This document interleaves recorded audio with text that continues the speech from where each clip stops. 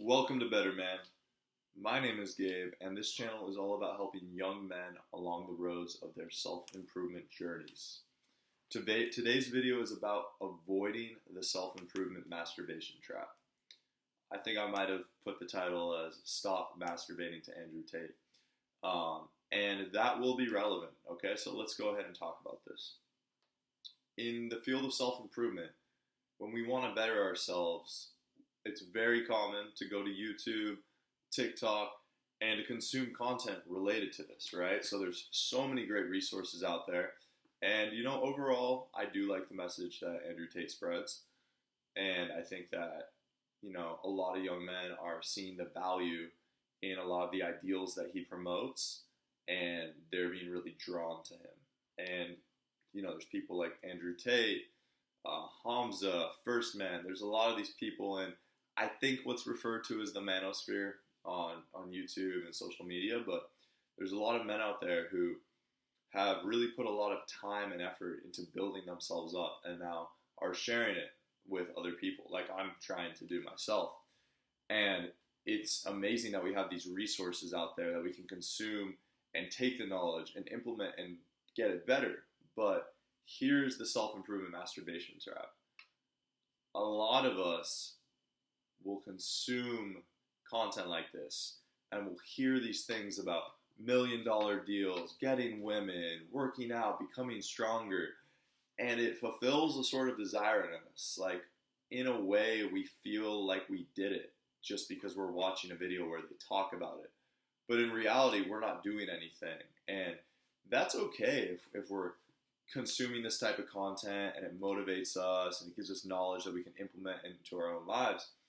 But why I say is we have to avoid the self-improvement masturbation trap, especially with people like Andrew Tate, is if you watch Andrew Tate's videos, he has, I think it's him, he said before, like, unsubscribe from me, right? Like, stop watching my videos. And what he means by that is, okay, my videos are great, I'm giving good knowledge away, whatever, but if you don't execute upon this knowledge, it's all for naught. It's pointless, right? And that is what's crucial to remember is when we're watching people like this and they're teaching us these things, we can get caught up in kind of this flurry of excitement and it feels like you're a part of what they're doing because this content is so engaging. But ultimately, it doesn't matter if you don't execute. If you hear somebody talk about building an $1 million business and here are the steps I took, and you watch that, and then at the end of that video you go, let me watch another video, and then you fall asleep and you wake up the next day and then you don't implement any of that, it doesn't fucking matter, right? Implementation is the most important step.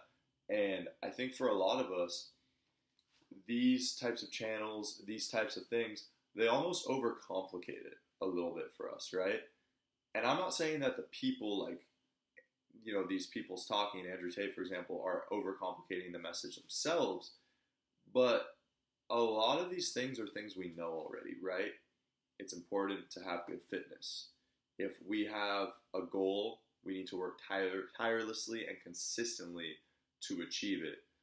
All these things are principles that we're aware of, but really, if we don't implement it, it's usually because of fear or something in our own head stopping us. So what I just want to encourage you all today is keep consuming that content if you like, but if you reflect and you realize that you have some goals that you haven't taken action on yet, well, take fucking action on that. Like, you can watch all the Andrew Tate videos in the world.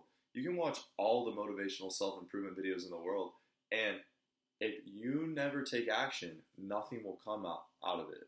You need to take action. If you want to build a business, you need to take action and do the first step. And it's not going to be perfect, right? That's another easy thing. It's easy to see all these people who are hyper successful and get paralyzed by the fear of being imperfect. If you want to build the most successful YouTube channel in the world, do what I'm doing and just start making videos. These are fairly low quality videos. They're not the best. I know they can be a lot better, but for now, I'm just delivering good content. I'm getting into a habit of consistently making videos, and over time, this will get better and better. But if I had just sat around not making videos, I would be farther away from my goal than I am now. That applies to anything. So if you want to make a hyper successful Instagram, just make a fucking post, dude. Make the account. Just get started. Get the action going. And then we can always build on that from there. But I see so many people, including myself in some arenas, right? We watch and we live vicariously through these other people, and it feels good.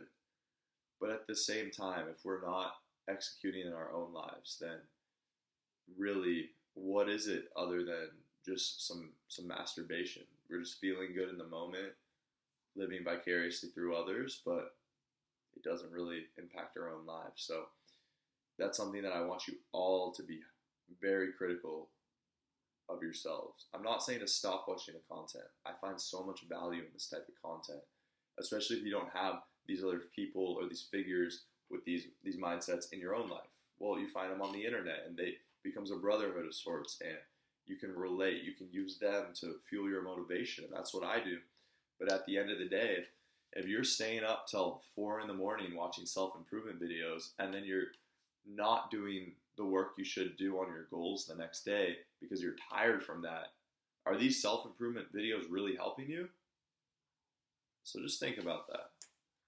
Anyway, I'll see you all in the next video. Peace.